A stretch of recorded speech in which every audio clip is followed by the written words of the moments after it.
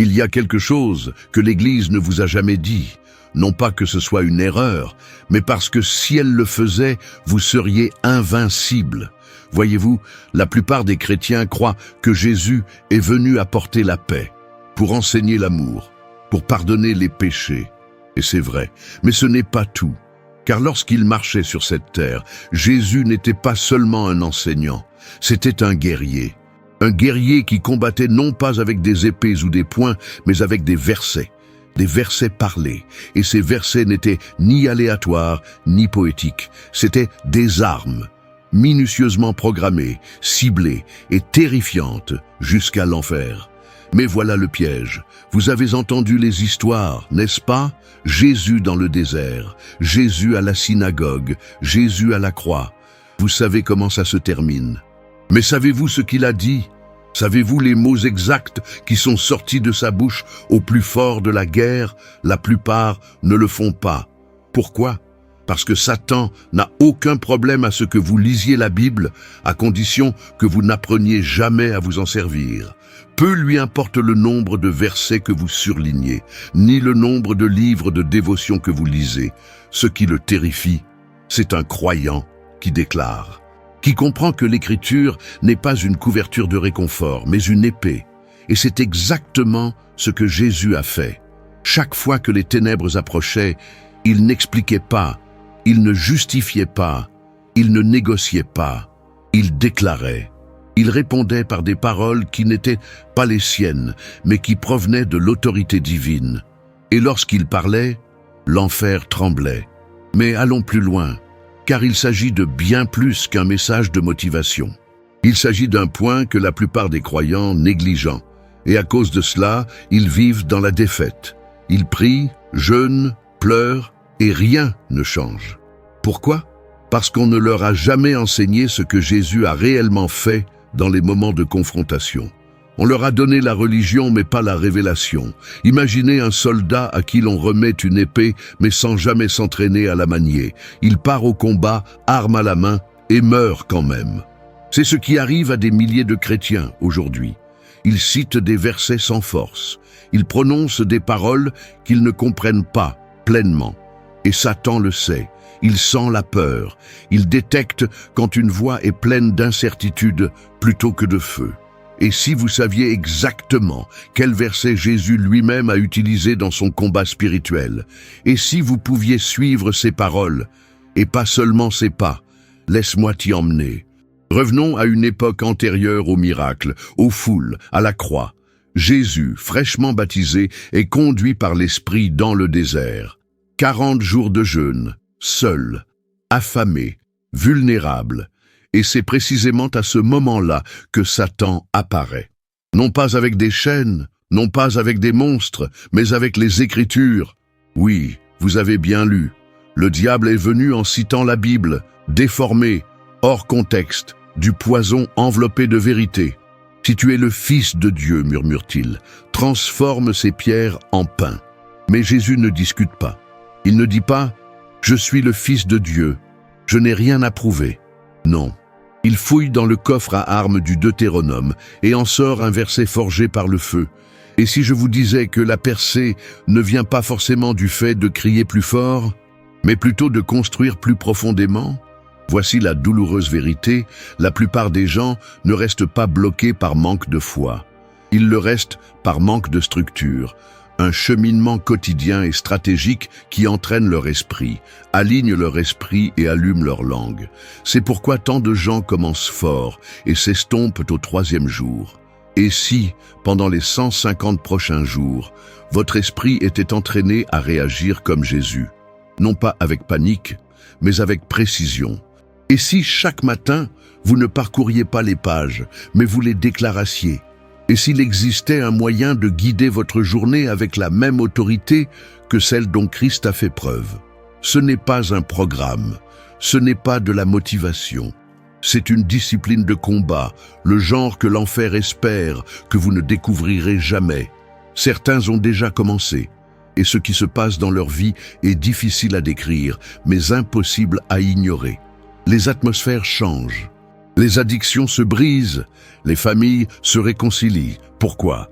Si cette parole a parlé à votre esprit aujourd'hui, tapez « Amen » dans les commentaires afin que nous puissions rester ensemble dans la foi. Et n'oubliez pas de vous abonner pour ne jamais manquer ce que le ciel révèle ensuite. Parce que la structure triomphe du chaos, l'ordre apaise l'anxiété. Et c'est à cela que servent ces 150 jours.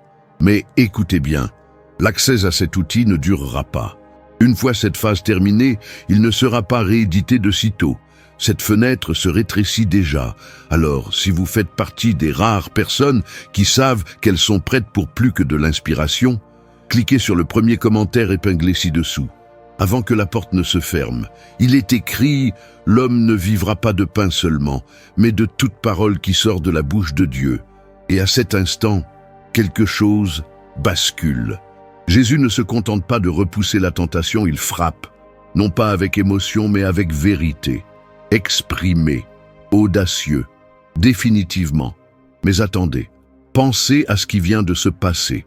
Satan l'a tenté par la faim, et Jésus a répondu non pas en demandant de l'aide, ni en priant, mais en prononçant un passage précis des Écritures qui a neutralisé directement l'attaque. Ce n'est pas une coïncidence, c'est une stratégie. Et c'est là le problème. La plupart des croyants n'ont aucune stratégie. Ils réagissent émotionnellement aux attaques. Ils crient leur frustration, leurs prières sont vagues. Mais Jésus n'a pas réagi. Il a répondu. Et c'est là toute la différence entre la victoire et la défaite. Restons un instant dans le désert, car Satan n'a pas fini. Il emmène Jésus au sommet du temple et le met au défi de sauter. Cette fois, Satan intensifie son jeu. Il cite le psaume 91. Et oui, le diable connaît votre psaume préféré. Il s'en sert même pour vous piéger. Mais Jésus, encore une fois, tranche la manipulation avec un deuxième verset.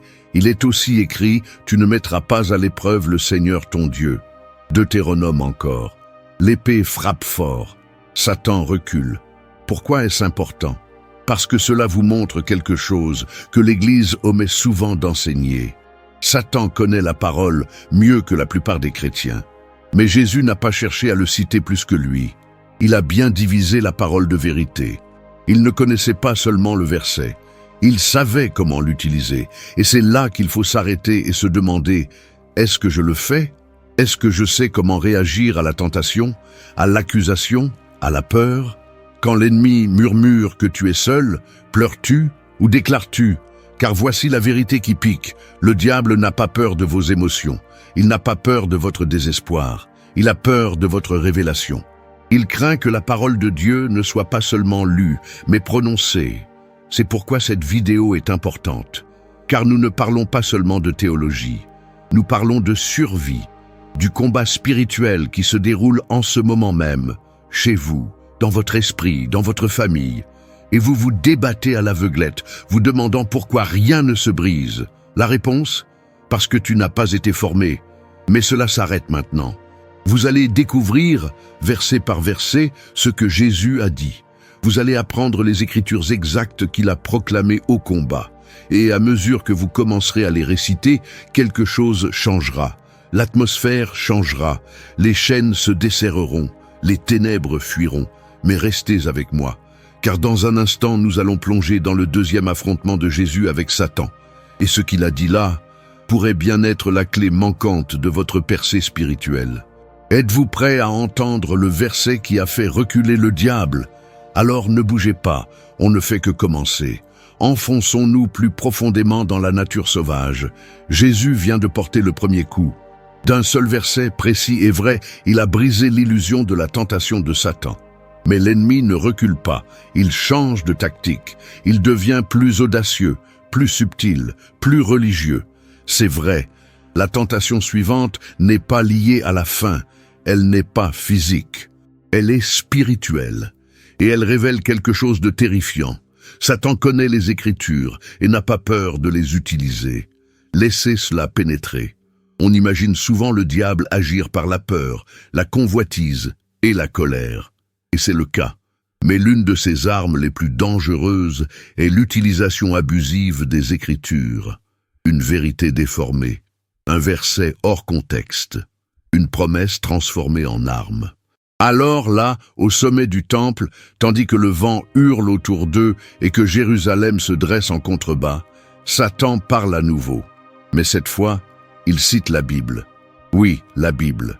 Il dit à Jésus, « Si tu es le Fils de Dieu, jette-toi d'ici en bas, car il est écrit, il ordonnera à ses anges de te garder attentivement, ils te porteront sur leurs mains de peur que ton pied ne heurte une pierre. » C'est le psaume 91, 11, 12. L'une des promesses les plus citées, les plus chères et les plus appréciées de toute l'Écriture. Et Satan le sait par cœur. Il l'utilise pour faire appel à l'identité de Jésus, à sa puissance, à sa relation avec Dieu. Cela semble sain, cela semble juste, mais c'est mortel, parce que c'est la moitié de la vérité. Voici le rebondissement que la plupart des gens ne remarquent pas. Satan omet délibérément une ligne. Il saute la partie qui dit « pour te garder dans toutes tes voies ». Dans le contexte hébreu, tes voies signifiait marcher dans la voie de Dieu et non sauter des murs du temple pour éprouver sa puissance. Autrement dit, la promesse était liée à l'obéissance et non à la mise en scène. Mais Satan ne se soucie pas du contexte. C'est un maître de la distorsion. Et s'il parvient à déformer les Écritures pour piéger Jésus, il fera certainement de même avec vous. Combien de fois vous êtes-vous accroché à un verset en espérant une percée et rien n'a changé? Combien de fois avez-vous fait une promesse pour ensuite vous sentir encore plus vaincu? La réponse est peut-être ici, cachée dans cet instant. Jésus n'est pas seulement tenté, il est appâté, il est poussé à faire ses preuves, forcé de performer. Et n'est-ce pas ce qui nous arrive? L'ennemi murmure, « Si tu avais vraiment la foi, tu n'aurais pas de difficulté. Si Dieu t'aimait vraiment, pourquoi n'a-t-il pas encore répondu?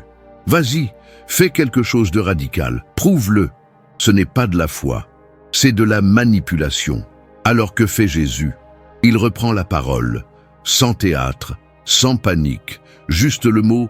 Il est aussi écrit « Tu ne mettras pas à l'épreuve le Seigneur ton Dieu ». C'est Deutéronome 6, 16.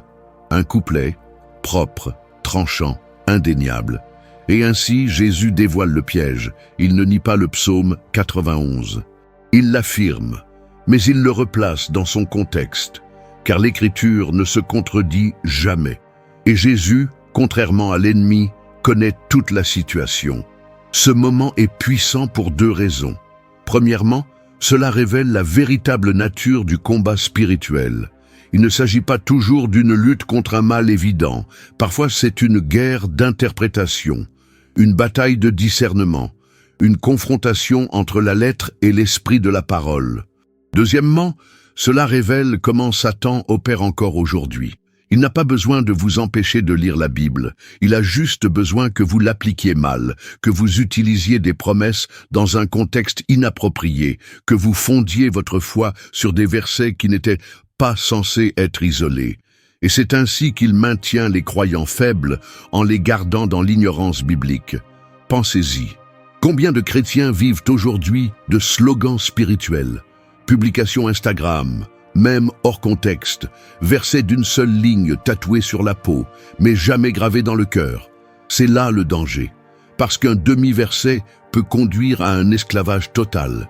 Et Jésus le savait, il savait que la véritable autorité ne vient pas de la proclamation des Écritures, mais de leur compréhension, de la connaissance non seulement de ce qui est écrit, mais aussi de la raison pour laquelle cela a été écrit.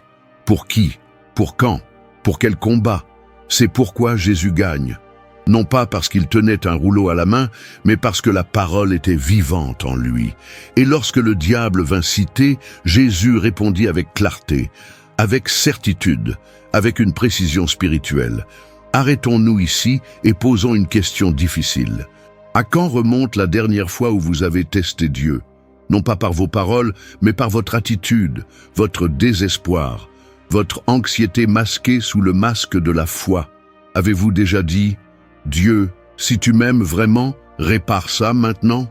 Dieu, si tu es réel, alors fais que cela arrive d'ici demain. » Ce n'est pas une relation, c'est du contrôle. Et Jésus a refusé de jouer à ce jeu. Il n'a pas sauté. Il n'avait pas besoin de faire ses preuves. Car une véritable autorité n'a jamais besoin de se produire pour être applaudie. Elle parle simplement et change l'atmosphère. Vous voulez vivre dans ce genre d'autorité? Alors arrêtez de demander des signes. Commencez à déclarer la vérité. Arrêtez d'utiliser la Bible pour obtenir ce que vous voulez. Commencez à l'utiliser pour vous soumettre à la volonté de Dieu. Parce qu'au moment où vous faites cela, tout change. Le ciel s'aligne sur vos paroles. L'enfer s'éloigne de ton chemin. Et le diable, il perd pied. Mais Satan n'en avait pas fini. Non, il restait une dernière tentation, un dernier verset, une ultime confrontation avant d'abandonner Jésus dans ce désert. Et ce qui s'est passé ensuite va vous choquer, parce qu'il ne s'agissait plus de survie, il s'agissait de se rendre. Et le verset que Jésus a utilisé dans son coup final pourrait bien être le plus dangereux jusqu'à présent, non pas à cause de ce qu'il dit, mais à cause de ce qu'il exige. Restez avec moi. ChatGPT a dit, ce n'était pas Rome qui craignait le plus Jésus. Ce ne sont pas les criminels, les démons, ni même la foule des sceptiques qui ont comploté sa mort, c'était le religieux, les hommes en robe, ceux avec des parchemins, ceux qui jeûnaient en public, priaient à haute voix et tenaient la loi d'une main tout en écrasant le peuple de l'autre, ceux-là même qui prétendaient connaître Dieu, mais qui ne pouvaient le reconnaître lorsqu'il se tenait devant eux. Et cela vous dit tout. Car lorsque Jésus entrait dans une pièce, les démons tremblaient, mais les pharisiens complotaient. Quand il guérissait les blessés, les pécheurs se réjouissaient, mais les chefs religieux étaient offensés. Pourquoi? Car Jésus n'a pas seulement prêché l'amour, il n'a pas seulement offert de l'espoir, il a démasqué les systèmes, il a brisé les illusions. Et il l'a fait avec l'une des armes les plus puissantes jamais utilisées dans le combat spirituel. Le bon verset au bon moment. Il ne débattait pas de doctrine, il citait la vérité, il n'a pas attaqué leur tradition, il a révélé leur cœur. Un jour, alors qu'il se tenait au milieu d'une foule, les pharisiens lui demandèrent pourquoi ses disciples transgressaient les traditions des anciens. Pourquoi ils ne suivaient pas les rituels? Pourquoi ils ne se lavaient pas les mains avant de manger, ce qui était considéré comme spirituellement impur? C'était un piège. Mais Jésus a retourné le piège. Il n'a pas défendu ses disciples, il n'a pas expliqué leur comportement. Au lieu de cela, il a regardé directement les voix religieuses les plus puissantes de son temps et a déclaré quelque chose qui ferait taire des générations d'hypocrisie. Ce peuple m'honore des lèvres, mais son cœur est éloigné de moi. C'est en vain qu'il me rend un culte. Ses préceptes ne sont que des préceptes d'hommes. Il a cité Isaïe 29:13. Il n'a pas inventé de réfutation astucieuse. Il n'a pas élaboré de nouvelles doctrines. Il a puisé dans une prophétie, écrite 700 ans auparavant, et l'a lâchée comme une bombe au milieu de la tradition. Et le silence qui a suivi a tout dit. Jésus a exposé le problème central de la fausse religion, la séparation entre la bouche et le cœur. Ils avaient mémorisé les Écritures, mais aucune intimité. Ils avaient des rituels, mais aucune révélation. Ils avaient des lois, mais pas d'amour. Et Jésus n'est pas venu pour modifier ce système. Il est venu pour le démolir et le reconstruire de l'intérieur. Mais arrêtons-nous ici, car cette partie pourrait piquer. À quelle fréquence honorons-nous Dieu avec nos lèvres, mais pas avec notre cœur? Nous chantons les chants, nous publions les versets, nous prions avant les repas. Mais quand personne ne nous regarde, où est notre foi? Où est notre feu? Jésus ne réprimandait pas les pharisiens parce qu'ils étaient religieux, mais parce qu'ils étaient vides. Et c'est ce que devient la religion sans révélation, du bruit. Un bruit vide, fort et constant qui nous fait sentir saints, mais nous éloigne de Dieu. Jésus est venu pour mettre fin au bruit, et c'est pourquoi ils ont dû le tuer. Car il ne parlait pas seulement avec autorité, il l'incarnait. Et chaque fois qu'il citait l'Écriture, ce n'était pas seulement un enseignement, c'était une confrontation. Et voilà ce qui est fou. Il nous confronte encore aujourd'hui de la même manière. Ni par le tonnerre, ni par les fléaux, mais par les versets. Des versets qui blessent plus profondément qu'un sermon. Des vers qui se débarrassent des prétentions et touchent au cœur. Vous l'avez déjà ressenti. Quelque chose en vous a changé. Et ce n'est pas un hasard. Mais l'élan s'estompe sans direction. C'est pourquoi j'ai créé un chemin spirituel de 150 jours, non seulement pour vous motiver, mais aussi pour vous transformer. Discrètement, puissamment, un jour à la fois. Cela a changé les gens, les a réveillés, les a équipés pour riposter, non pas une fois mais chaque jour. Mais ce qu'il faut savoir, l'accès ne sera pas ouvert longtemps. Ce service était destiné à un groupe spécifique, à un moment précis. Et si vous regardez toujours, vous faites partie de ce groupe. Cliquez sur le premier commentaire épinglé dès maintenant, avant qu'il ne disparaisse. Des versets comme Ésaïe 29:13, repris dans Matthieu 15, nous amènent à nous demander, est-ce que je le connais vraiment ou est-ce que j'ai simplement mémorisé les règles? Laissez-moi vous dire quelque chose que l'ennemi ne veut pas que vous entendiez. Satan est parfaitement d'accord avec le fait que vous alliez à l'église tous les dimanches. Il est d'accord pour que tu rejoignes la chorale, que tu participes au ministère, que tu fasses du bénévolat, que tu payes la dîme, à condition de ne jamais aller plus loin que la performance, tant que ton cœur reste enfermé dans la routine, parce qu'un chrétien religieux est prévisible, sûr et facilement manipulable. Mais un chrétien relationnel, un croyant qui sait comment entendre la voix de Dieu, comment répondre avec la vérité, comment briser les mensonges avec la parole, ce genre de croyant est une menace. C'est pourquoi Jésus n'a pas concentré ses réprimandes les plus féroces sur les prostituées ou les collecteurs d'impôts. Il réservait ses paroles les plus dures à ceux qui portaient le titre de saints, mais vivaient dans le vide. Et voici le piège dans lequel tombent de nombreux croyants. Ils commencent à confondre activité et intimité. Ils pensent que faire des choses pour Dieu équivaut à être proche de lui.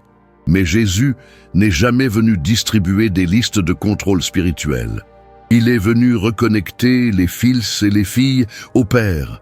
Dites Amen dans les commentaires si vous revendiquez cette vérité pour votre vie. Et assurez-vous de vous abonner maintenant pour que ce feu ne s'éteigne jamais dans votre flux. Et lorsque vous vivez à partir de cette connexion, lorsque vous connaissez sa parole et la proclamez avec compréhension, vous n'avez pas besoin de l'approbation des hommes. Vous n'avez pas besoin de faire vos preuves par des rituels. Vous marchez dans un autre genre de pouvoir, un pouvoir infalsifiable, un pouvoir qui fait fuir les démons et enrager les esprits religieux. Mais soyons clairs, si vous voulez ce genre de pouvoir, vous devez être prêt à offenser les systèmes, tout comme Jésus l'a fait. Vous devez être prêt à vous tenir dans des salles où les gens citent les Écritures et être celui qui les vit réellement. Vous devez être prêt à échanger le confort de la tradition contre le prix de la vérité. Car la parole de Dieu n'est pas destinée à être encadrée sur des murs. Elle est destinée à être prononcée, vécue et, si nécessaire, proclamé avec feu. Et Jésus l'a fait parfaitement. Chaque fois qu'il ouvrait sa bouche, il exposait les ténèbres. Pas seulement le genre qui crie, mais aussi celui qui porte des robes. Et cela nous amène à un point que beaucoup de croyants ignorent. L'autorité de Jésus ne se limitait pas à chasser les démons ou à apaiser les tempêtes. Il s'agissait de discernement. La capacité de voir à travers ce qui semblait sacré et de le nommer tel qu'il était. Et c'est ce que l'ennemi craint le plus. Pas des chrétiens qui connaissent les versets, mais les chrétiens qui peuvent voir, qui peuvent regarder la tradition et dire « ce n'est pas Dieu », qui peut entendre la prédication et discerner « c'est une performance, pas une présence ». Homme qui peut entrer dans une pièce pleine d'attentes religieuses et porter la puissance brute et non filtrée de l'Esprit de Dieu. C'est ce que Jésus a montré comme modèle, c'est ce qu'il a transmis. Et c'est ce que l'enfer essaie de vous cacher le plus durement. Mais que se passerait-il si je vous disais que Jésus ne s'est pas arrêté aux pharisiens, et si son plus grand moment de confrontation spirituelle n'avait pas eu lieu à la synagogue, mais à un moment de délivrance? Et s'il existait un verset, un seul, qui non seulement faisait taire les démons, mais révélait également toute l'étendue de l'autorité que Jésus portait? Et si cette même autorité vous avait déjà été donnée? Il est temps de le découvrir. Restez avec moi. Nous sommes sur le point d'entrer dans la confrontation qui a tout changé. Imaginez ceci, un homme entre dans la synagogue, mais il n'est pas seul, tout le monde le voit, fatigué, agité, hors de contrôle. Mais personne ne voit ce qu'il a en lui. Pas vraiment. Jusqu'à ce qu'il ouvre la bouche et crie, une voix qui n'est pas la sienne, des mots imprégnés de venin, une présence dans l'air qui immobilise la pièce. Cet homme est possédé. La synagogue, lieu de culte, devient soudain un champ de bataille. Et puis, Jésus entre. Aucune peur, aucune hésitation, aucun rituel, aucune incantation, juste la présence, l'autorité, le feu sous forme humaine. Le démon parle le premier. Il le fait toujours, lorsqu'il perçoit une véritable autorité. Que nous veux-tu, Jésus de Nazareth ? Es-tu venu pour nous détruire? Je sais qui tu es, le Saint de Dieu. Remarquez ceci, le démon reconnaît Jésus, non seulement comme un homme, ni comme un enseignant, mais comme le Saint. Ce titre n'est pas galvaudé. Cela signifie que le démon n'a pas seulement vu la chair, mais il a vu le royaume que Jésus portait. Et comment Jésus répond-il? Pas avec un sermon, pas avec une prière, pas avec une conversation. Il prononce 7 mots. « Tais-toi ! Sors de là !» Et instantanément, le démon convulse, crie et s'en va, disparu. Aucune résistance, pas de va-et-vient, pas de dispute, juste une commande. Un ver en mouvement. Et c'est ce que la plupart des croyants ne comprennent pas. Il ne s'agissait pas seulement d'une autorité théorique, c'était la parole faite chair qui prononçait la parole avec puissance. Et ce pouvoir n'était pas réservé à Jésus seul. Il l'a clairement indiqué dans Luc 10, 19. « Voici, je vous ai donné le pouvoir de marcher sur les serpents et les scorpions et sur toute la puissance de l'ennemi, et rien ne pourra vous nuire. » Tu as compris? Toute la puissance. Pas un peu, pas conditionnel, pas occasionnel, tous. Jésus ne se vantait pas. Il démontrait la vie à laquelle il nous appelait. Il disait « Voilà comment on se bat, voilà comment on parle, voilà comment on gagne. » Car la vraie guerre n'est jamais une question de personne. Elle concerne ce qui se trame derrière elle. L'apôtre Paul écrira plus tard dans Éphésiens 6, 12. « Car nous n'avons pas à lutter contre la chair et le sang, mais contre les dominations, contre les autorités, contre les princes de ce monde de ténèbres. » Mais comment combattre les ténèbres? Avec de la lumière. Comment lutter contre les mensonges? Avec vérité. Et comment combattez-vous les démons? Avec une voix pleine de foi, déclarant la parole éternelle de Dieu. Maintenant, soyons brutalement honnêtes. Combien de fois vous êtes-vous senti attaqué, mais êtes-vous resté silencieux? Combien de fois avez-vous ressenti de l'anxiété, de l'oppression, de la peur, mais avez-vous réagi avec émotion plutôt qu'avec une déclaration? Ce n'est pas ta faute. Tu n'as jamais été entraîné à la guerre. Vous avez été formé pour survivre. On m'a appris à affronter les ténèbres, à les chasser par la prière, à les endurer jusqu'à ce qu'elles passent. Mais Jésus n'a pas enduré les ténèbres. Il l'a chassé. Et il ne l'a pas fait par accident. Il l'a fait par des mots ciblés, intentionnels, prononcés à voix haute. La phrase qu'il a employée, « Tais-toi et sors », n'était pas fortuite. C'était une réprimande directe. Le mot grec utilisé est « phimou », qui signifie museler, bâillonner, réduire violemment au silence. Jésus n'a pas demandé au démon de partir, il lui a fermé la bouche. C'est le niveau d'audace que nous avons perdu dans le christianisme moderne.